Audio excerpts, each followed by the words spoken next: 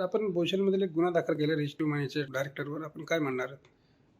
काल दिनांक 5 जानेवारी 2026 रोजी बोईसर पोलीस स्टेशन अंतर्गत Rich To Money Private Limited या कंपनीमार्फत शेअर मार्केटमध्ये गुंतवणूक करून जास्तीचा परतावा देण्याचा आमिष दाखवून तक्रारदार दीपक बाबू वरक वय वर्ष 42 व्यवसाय नोकरी विराज प्रोफाईल्स प्रायव्हेट लिमिटेडमध्ये यांच्यासोबत इतर 13 गुंतवणूकदार यांना जास्त परताव्याचे आमिष देऊन त्यांची फसवणूक झाल्याचे तपासामध्ये चौकशीमध्ये निष्पन्न झाल्यानंतर आरोपी रोशन चंदनलाल जैन वय वर्ष 36 यांच्या विरुद्ध फसवणुकीचा तसेच MPID कायद्याअंतर्गत गुन्हा दाखल करण्यात आला.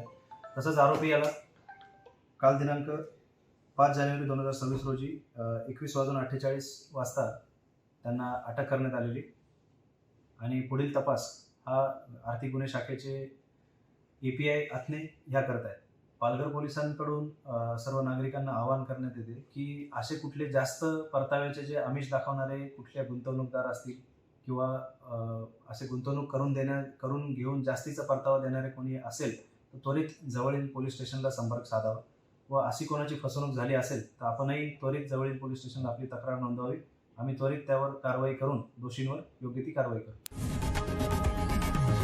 लोकशाही मराठी ऐका, पहा, जागरूक रहा.